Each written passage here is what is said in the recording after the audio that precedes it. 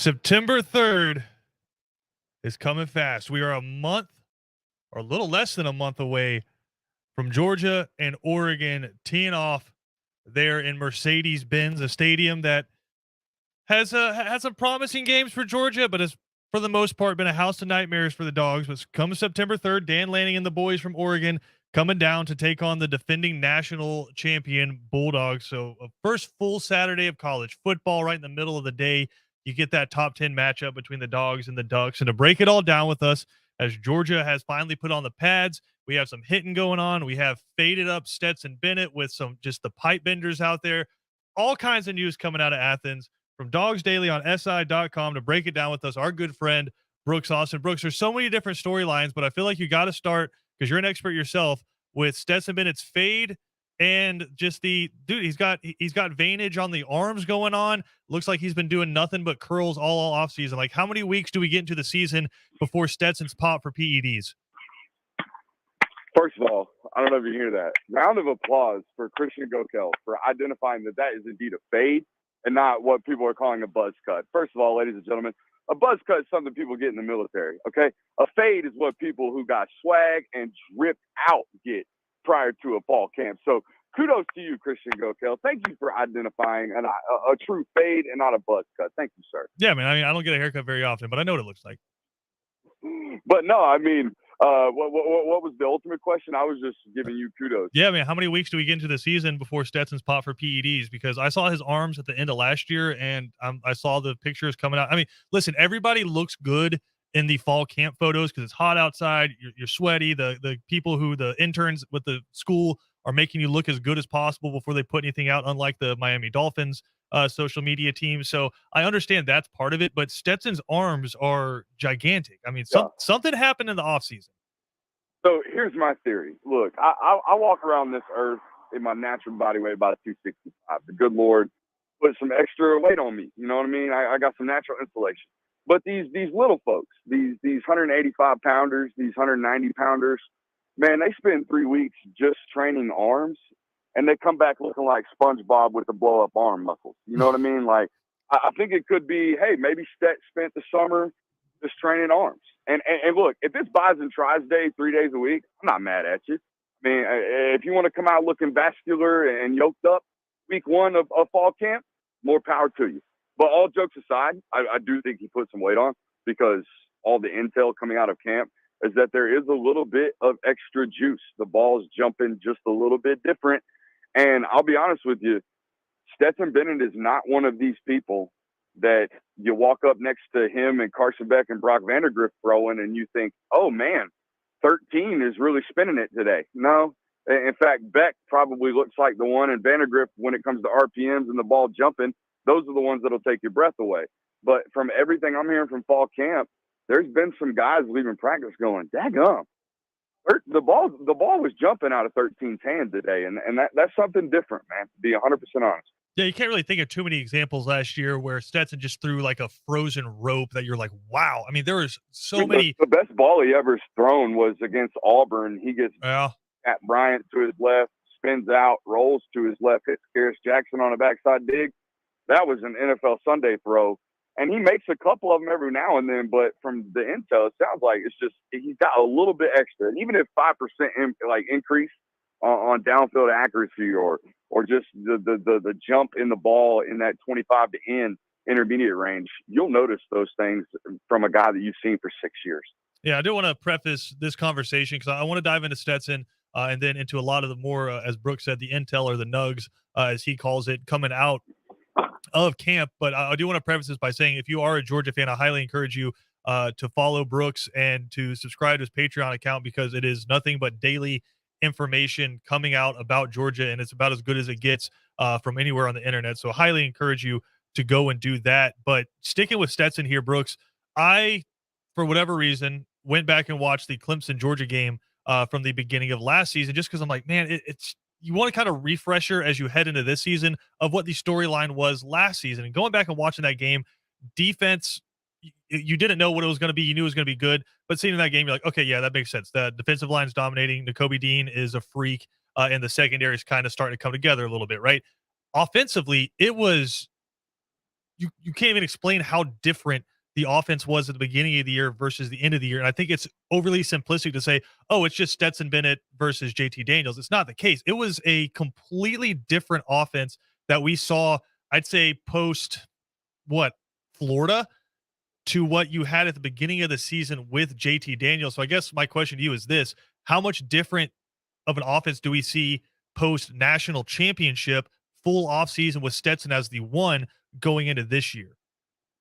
Just as you walk through that timeline, I can't help but if I could put Kirby Smart on a lie detector test, I would want to know just truly how hurt JT Daniels was, like going into that Clemson game. I mean, if you think if a quarterback's got a lat injury, they didn't throw the ball down the field at all in that football game. So as far as like how much the game plan changed and how much the offense changed throughout the season, once they kind of, about week 4 decided that, hey, we're rolling with 13, whatever it takes us, however it takes us all the way through unless something changes, they started changing the offense because he can do a lot more different things, right? He can do a lot of things with his legs.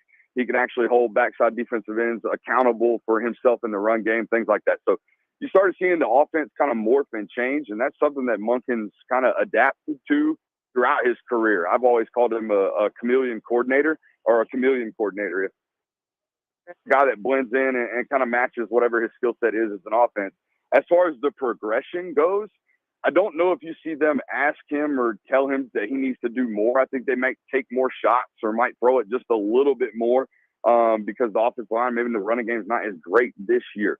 But most importantly, I think you see much more of a development in how they use guys like Bowers and all their different weapons, and Arik Gilbert, which is a new weapon that they have this year that they didn't have last year, who is, Brock Bowers 2.0. I think they'll use him in a very much similar mismatched skill set as they did Bowers all year last year.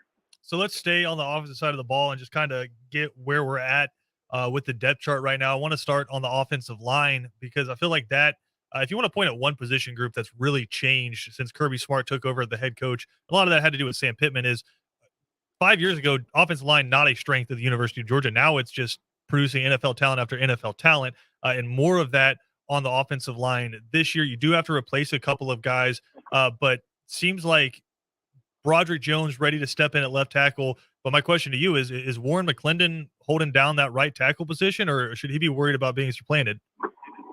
No, I think Warren McClendon's got that right tackle position until he goes and takes a right tackle position on Sundays.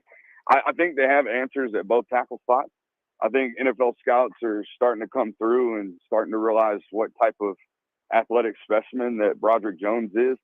I can't express how fluidly that human moves for 6'4", 310 pounds, and how long he is, and just how massive and fluid of a human he is. He's incredible to watch, and NFL scouts are starting to pick up on that. McClendon on the other end is just so clean and so technically sound. I think you and I talked about it back during the springtime. Yeah. I think he's all SEC caliber tackle this year, and I think Georgia knows that as well. Now, what they're also doing is kind of appeasing 5-star talents, like Amarius Mims. So, yeah, Mims, you're going to get some ones reps all camp, okay? Just like Broderick Jones got ones rep all camp last year at left tackle, spelling Jamari Sawyer and having Jamari play a little bit of guard just to make sure Broderick was ready to go in case, something happened like what happened in the national championship game where Broderick's thrust into, hey, go block Will Anderson for 3 quarters and see how it happens. We got to go win a title. That type of preparation will happen with Amarius, which means you'll hear reports about Amarius Mims getting ones reps at tackle, and you'll hear ones reps at left tackle too. That's not to say, hey, is Amarius going to beat out Warren McClendon, or is Amarius going to beat out Broderick? It's more to say, hey, you've got to prepare at least 4 tackles in the SEC because injuries happen. Yeah, man. somebody tweaks an ankle, and all of a sudden he has to play the rest of the game. Yeah, you roll an ankle against Auburn, and then Broderick Jones got to go out there and block, a really, really good SEC offensive line or defensive line for 3 quarters. Like, that stuff happens in the SEC yearly, weekly. All the time. Now, wide receiver position, talk about watching that Clemson game last year in a completely different unit that you saw towards the end of the year. Ladd McConkey, I think, is a guy who you have said has taken the next step. I think A.D. Mitchell is a guy who can be truly elite. Kearis Jackson, you have guys. Dominic Blaylock working his way back. Obviously, the tight end room is going to take up a lot of these touches, but when it comes down to it, who do you see as the top receivers for Georgia this season? Yeah, Kirby Smart doesn't give you much in terms of quotes, right? Especially when on national television, Yeah. which is what was available during the spring game. And he's sitting there with Greg McElroy, and Greg McElroy asks him about his wide receiver room, and he looks at him and says, well, we only got 2 SEC wide receivers, in our opinion, Ladd McConkey and A.D. Mitchell. So when your head coach is willing to say that, now you could say he's challenging other people in the room like Marcus Rosemi-Jack Saint and like Denylon Morissette and like Dominic Blaylock and like Kearis Jackson. You could say all of those things as a moment of challenging, but I think it was a moment of reflection on his own roster. And if you watch them this year in personnel decisions, I think you will notice that as well. Heck, even last year, towards the end, they were a 13 personnel football team. That wasn't because it was due in part because they had a great tight end room, but it was also due in part to where, hey, they look up and they only really trust A.D. Mitchell, and George Pickens is kind of hurt, and Ladd McConkey's doing most of his work in the slot. And next thing you know, you're a 13 personnel football team. I think that kind of similar mindset might happen early on in the season as some of these younger guys and as Dominic Blaylock gets back into game shape and into game speed and all those things start to pick up. What they look like offensively in August and in September will most likely look totally different than what it will look like in October and in November, just like last year. Last year, A.D. Mitchell and Ladd McConkey were just kind of things that they might rely upon. Well, towards the end of the year, they were guys that were carrying the offensive load at terms of the X and Z receiver spot. I think that's what will happen this year as well. As for the tight end room, I know some people listening may have missed the story, but coming out of camp last week, said Kirby Smart on the megaphone getting after Eric Gilbert a little bit, saying, hey, if you want snaps, you got to go out there and earn them. I need you playing at speed. I need you being fast. And I don't think he was just talking about post-snap during the play. I think he was talking about getting back for the next rep, just everything you're doing in between each set out on the practice field. How much stock do you put into Kirby getting after him? Is that just a coach trying to motivate a guy, or is there something to put stock into there? Look, man, I think coaches choose certain words, and they're very, very careful about what they say in front of what people. And the best way to motivate Eric Gilbert at this point in time is to probably remind him, hey, we still gotta check boxes as we go, right?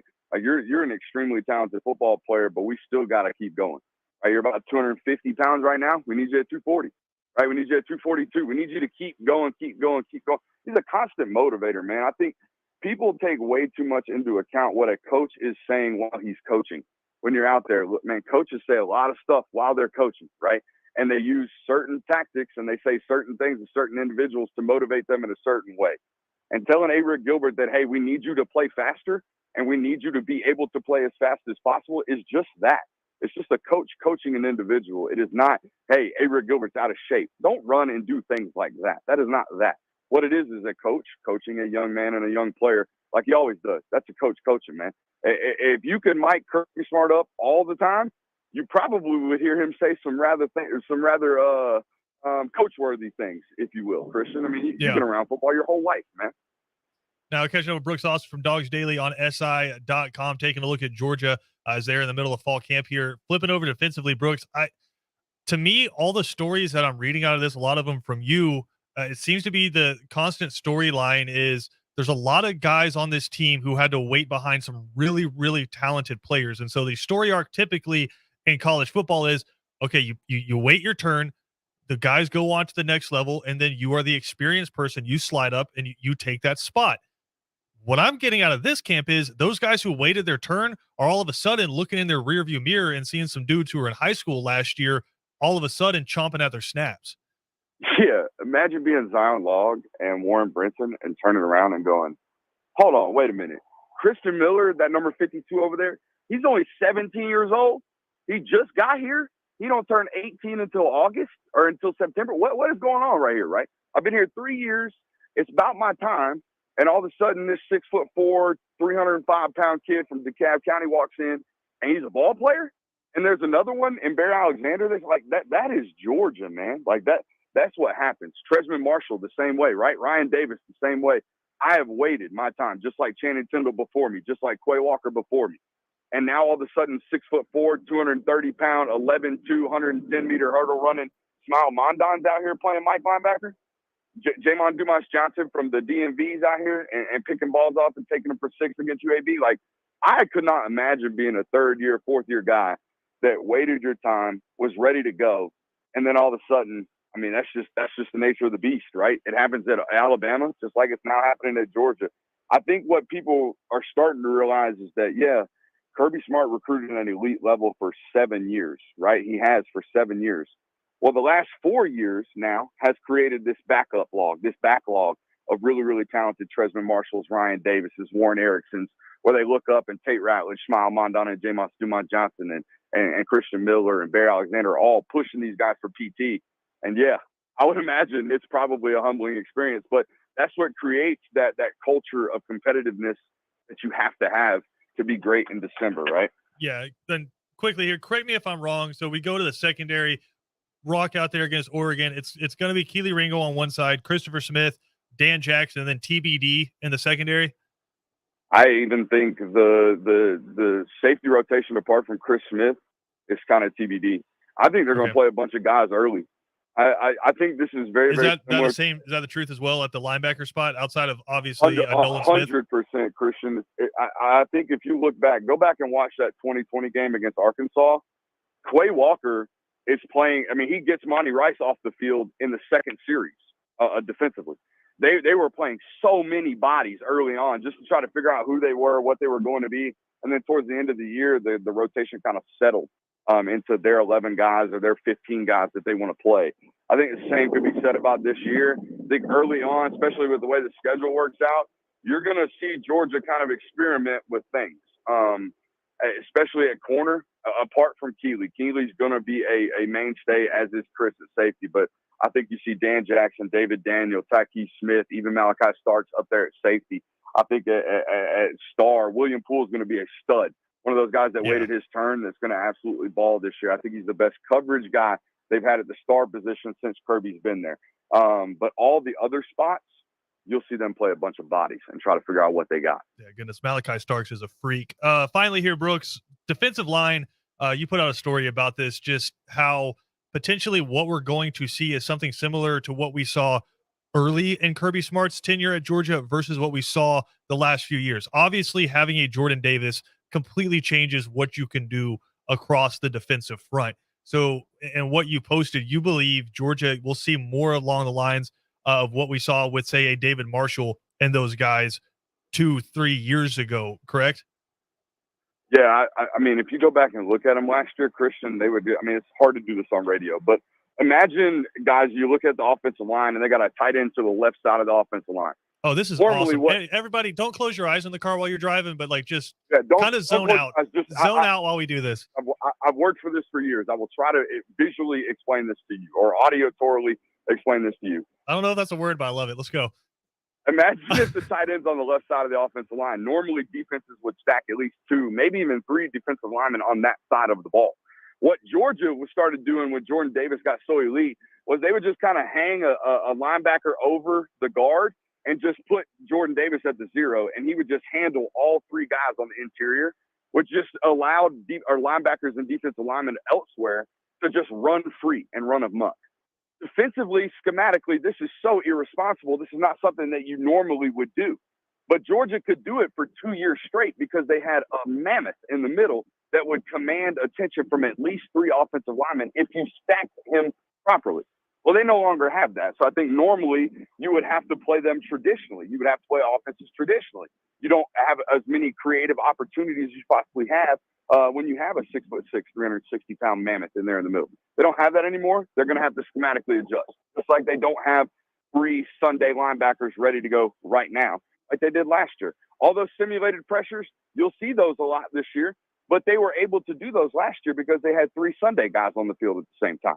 They might be a little bit more defensive back heavy this year as opposed to linebacker blitz heavy. Things like that, Christian, I think you're going to see some minor adjustments based on personnel that they have available, which is what great coaches do, right? So correct me if I'm wrong here. If Georgia fans kind of want to get a taste of something they could see coming up this season, maybe go back and watch 2017 Georgia and maybe that same area South Carolina teams. I got one better for you. I spent an hour breaking down the differences. All right, let's go. Defense that was Dan Lanning. Plug your stuff. Yeah, I'm doing it. I spent an hour showing you 2018 defense, which was the last year that Mel Tucker called defense, and what they eventually evolved to under the last year that Lanning was there in 2021. Okay, this is all summation of every bit of information I could pull from every trusted source I could possibly imagine, plus the film. So if you want that combination of education, you can find it at patreon.com/Brooks Austin, and only there. Okay. You won't find that kind of stuff anywhere else. I can guarantee it. And absolutely worth your investment there if you are a Georgia football fan. Brooks, I could do this with you for an hour, man. I appreciate you. Enjoy the rest of your day. Say hello to the plural here, children for me, to the kids. Will do. I got 2 FaceTimes while I was on here with you, so we'll see. All right. Hopefully not in too much trouble. Brooks Austin, Dogsdaily on SI.com, kind enough to take some time with us here on ESPN Radio. We got more to come next right here on Second Down.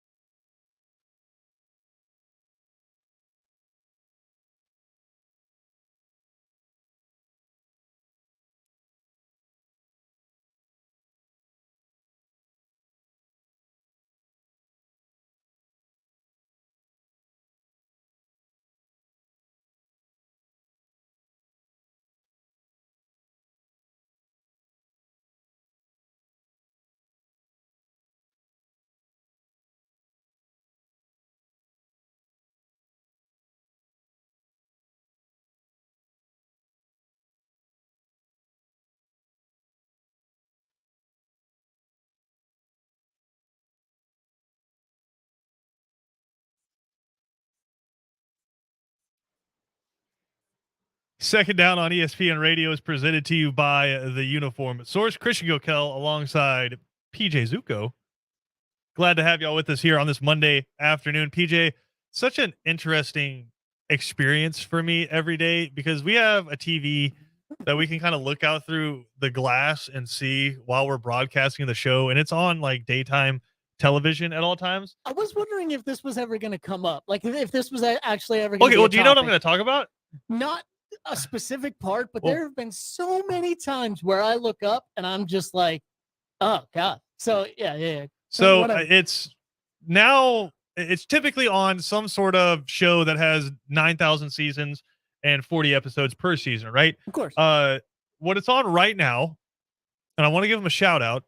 He's probably not listening, but good friend of mine. Went to high school with one of the guys I continuously look at every single day. Wow. Yeah. So what's on Okay. right now is the new MacGyver, Sure. Played I by honestly had no idea. one Lucas Till And that's who of Carlton J. Kell High School you fame. went to school with. Yeah. Really? Wow. One So- day, like one week he was there. Then the next week, my man was out shooting the Hannah Montana movie, never to be seen again. He plays the cowboy in the Hannah Montana movie. Yeah. Man, So as I don't sit here and do this little old radio show, know. I hope that's. I have to look up and see yeah. my friend be Dan MacGyver every day.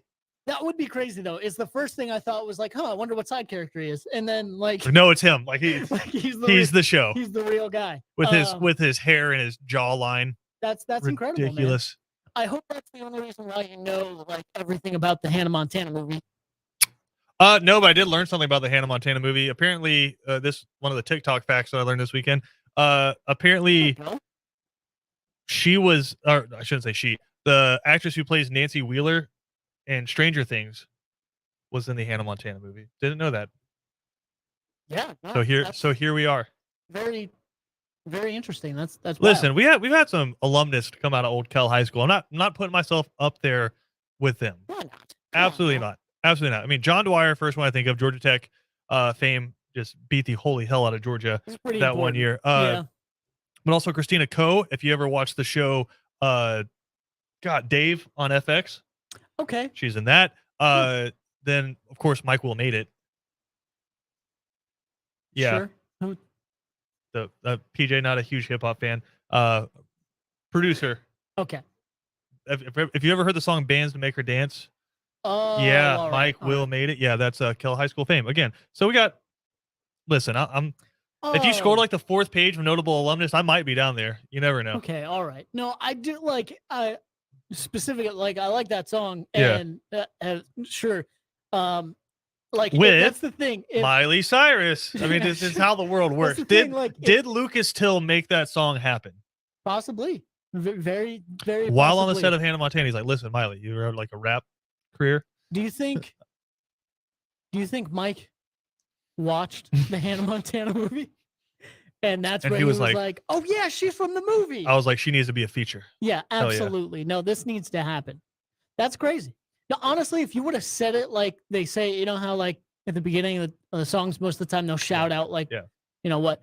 If you would have said it like they say it in the song, So I if I'd been probably would have like, been like, "Oh, okay. Mike Will Made It. yeah, You okay, would've been like, okay, Yep. oh, that's Yep. right." Okay. From Bands That Make You Dance. Yeah. Gotcha. I got a clip PJ saying that right there. Mark down the time, 29:35. Got it. Sticking, I guess, in the same sort of vein here. Watch Did I the say movie. the name wrong? Is that No. the It's name? just you saying it makes me happy. It's like forever I have wanted to do a segment on 3 and Out called Kevin reads rap lyrics. Yeah. We just haven't been able to get that one off the ground. That needs to happen, man. Like as soon as possible. For sure. And I'm thinking like Kevin reading like a Paul Wall song would just make my heart happy. Yes. Or Kevin just reading any Future song. Oh goodness. Yeah, gracious. there's so many possibilities here. You want Uh, to get like the pinnacle of out there and just wild? Get Kevin to read new Kanye West lyrics. That I don't know that people's brains can handle that. They've been through a lot. We don't need to put that on them. Mhm. But again, Understandable. watched the movie over the weekend, PJ, and for the first time in a minute, wasn't like disappointed. Was actually pleasantly surprised. I'm pretty sure I know exactly what movie you're talking about. Pray. Yeah. We talked about it on Friday because you were like, "Yeah, well, your brother watched it or your cousin watched it." One of my friends. One of these Zucos. There's so many of them. It's not a Zuko. There's so many actually. Zucos, but one of your friends watching, you're like, Yeah. "Hey, he said it wasn't bad." So I was like, "All right, looked for movie times, realized not in the theaters, it was a Hulu release. So I was like, all right, let's check it out. Yeah. Not terrible. That's good. That's good. Especially like I'm not trying to hate on, but 9 times out of 10 they're getting better. But if you release a movie on a streaming service, now I realize it happened a lot in 2020 for reasons, Yeah. but if generally the rule of thumb is if it gets released on a streaming service and not in theaters, not going to be that great. Yeah. But I'm very happy to hear that you especially think it's not bad. And so if you haven't seen it or like seen the previews, it is the prequel to Predator, the Arnold Schwarzenegger, Carl Weathers movie. Yeah. I don't feel like I should have to explain what Predator No, I mean is. just one of the best movies of all time. Yeah, the greatest action movie ever made, and I will fight anyone who says different. Like that, it's inarguable that it's the greatest ever made. You don't need to argue with me, and Yeah. I'm right here. Yeah, so good. So we won't argue. I'm But right here. What I liked about this is a lot of times there have been so many bad Predator sequels that like people feel like you have to go bigger than the first, when typically the first is good because of limited ingredients. What were the ingredients of the first Predator? Hey, we're going to take a special forces group made up of the most ridiculous characters you can think of, like Arnold Schwarzenegger just with ripped off sleeves, and Jesse the Body Ventura, and Carl Weathers as like a yoked up CIA agent, just all kinds of stuff. And we're going to drop them in the forest, and there's this apex predator who's an alien coming and hunting them down, and they just got to fight each other. We're going to have some bunch of one-liners in there. There's going to be a bunch of explosions, and we're going to get out of here, call it a day. You don't have to expand on it. You don't have to make it anything more than that. And by doing that, great movie. This one, what did they do? Moved it back 300 years, prequel. And so you have Predator coming down, landing in the Great Plains, taking on a Comanche tribe. Which something cool Hulu did is they have a Comanche dub of the entire movie. Wow. So you can watch the whole movie with subtitles in English, but the audio you're hearing is Comanche. That's actually really cool. Yeah, I so had no idea of that. That was awesome. But they broke it down nitty gritty. It's Predator versus like a group of, I'd say like 10 individuals. There's also some like French fur traders in there that have a rough time in this movie. It's just, you mentioned that. Yeah, You said that. The they first have thing I thought was, man, the French fur traders do not have a good run of it I don't feel like they lasted long. in this movie. I don't feel like I'm spoiling anything there, but they do not have a good run of it. But they probably weren't the primary feature of the it movie. was very simplistic, right? There wasn't this huge cast. There wasn't a whole lot of different locations. It's the woods. And let's get after it. Right. And what I liked is they kind of took the Predator, and it's like, okay, if it's 300 years in the past for people, it's 300 years in the past for Predator. He's got some different weaponry that's also, you can see, similar. And there's a couple times in the movie where they dropped some of the OG lingo into it. Nice. That I really liked as well. But it was bare bones. Because there's a way you do that that's really, really bad, and there's a way you do it that's good. There was one where I got goosebumps, and I was like, oh, hell yeah. Can I, just to reference, like, we all know, like, we're big nerds here. Yeah. So I actually, as I went to sleep, I was watching some of the Hobbit movie for reasons unknown. But no, I was watching the Hobbit, and it's funny that you bring that up because literally, like, they're running away from the orcs and whatever, and then they dive into that crevice in the earth, and Gandalf is like, get over here, you fools, or something, or whatever, you fools. And I'm like, don't you dare. Little ham-fisted. Are you kidding me? That's ridiculous. So an example of how to poorly do that. Glad to hear that there were some callbacks that and it was just, and it wasn't terrible. like they didn't like do like the extra second where like you can sort of soak it. Oh, it's from it. Like it's just quick passing. They say, and you're like, oh, you do the Leonardo DiCaprio, like kind of flicking point at the screen. You're like, hey, hey. But then it's right back into something else. Correct. Yeah, that's okay. So I would recommend it. I do hate that it's not a theater release because I think that deserves to be on the big screen. It was awesome. And I don't love telling people to go watch something where you have to sign a contract to do it. But it's on Hulu. If you have Hulu, you can watch it. But I think it is well worth it. Do you think there's ever like a universe or an avenue in nowadays, day and age? Well, obviously I know the contractual agreement, like it's probably not coming off of Hulu for a year, right? They're going to push it. And well, it's a Hulu original. Well, that's the thing. Like you probably can't do anything. Like you're not going to be able to do anything but Hulu for like a year or two. When that contract ends, if it ever ends or whatever, like is there any I would love to see a possibility where if a movie like this is good enough, like a theater company of some kind or Yeah. something could come and be like, hey, can we pay y'all to put this in theaters because I feel like people would want to see it in theaters. Yeah. You know what I mean? Like, you imagine that in a huge theater. I mean, I'm sure Yeah. that'd be amazing. The best, I guess, wrapping this up, the best compliment I Yeah. can give this one is I would rewatch it multiple times. That's the best thing you could say. Yeah. And especially, listen, he's not going to toot his own horn. Just joking. He definitely will. But if this man's saying that, Yeah. that means something. I would. I mean, like he'll take some of the movies you think are the best things you know, Yeah. and just prove all the reasons why they're terrible, and then you'll be like, you'll want to be like, no, you're wrong, and then you'll go watch it, and you'll be like, Predator's man, so Christian's good. right. Predator's so good that I took time out of my day to come to your home to make you watch a movie that came out before I was born. Yeah, no, That's how it's good true. Predator is. It's very right? true. I'm not saying this is that good. I'm not coming to your house to make you watch this, but Okay, it's still something where I would take time out of my day to watch this again. yeah, and that's one of the biggest compliments you can give. You know who especially, I'm curious to for get? a movie. So Because if I'm tough, then this person's tough, but on like a borderline chaotic scale. oh no, Cody. I'm curious to get Cody's because Cody is chaotic never- when it comes to. it's never borderline chaotic. It's just It's straight never up chaotic. borderline. But no, you're right. I'm looking forward to hearing what he Yeah, has to it's say just- too. But it's now just I can't wait chaotic. to see it myself. Yeah, so we'll get Cody's review on this. Let's take a quick break. We'll come back with more. This is Second Down on ESPN Radio.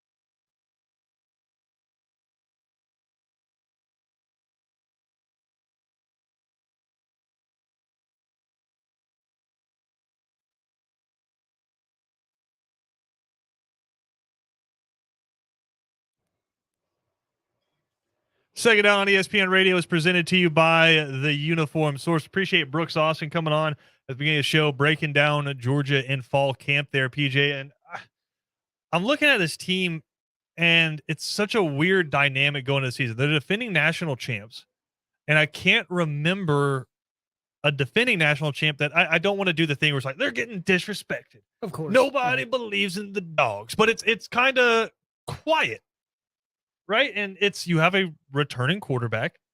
You have just a plethora of 5 stars around them. I feel like it's because people know Georgia has recruited, as Brooks mentioned, at an elite level for 7 years. And so you just stacked up recruits.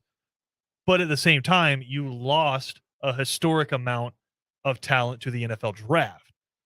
So it's almost like people don't want to commit to what their thoughts are around Georgia, right? It's such a wait and see thing where Alabama's going to be the best team you've ever seen in your life, right? Always. Ohio State, you're not going to be able to stop their offense.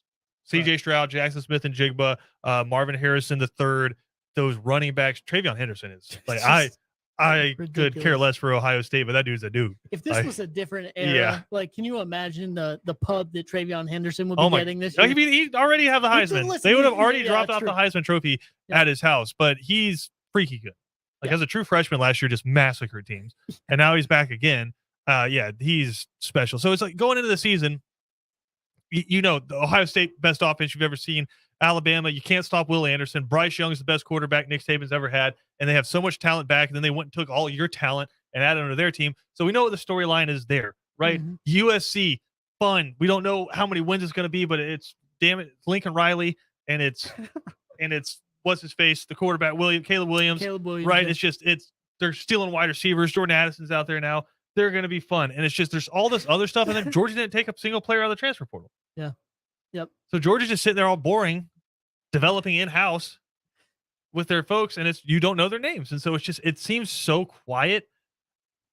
I got a bad feeling they're going to put a hurting on Oregon that opening week. Like Dan Lanning, I respect you, brother, and I think he's going to end up doing a good job up there kind of carrying on what Mario Cristobal built.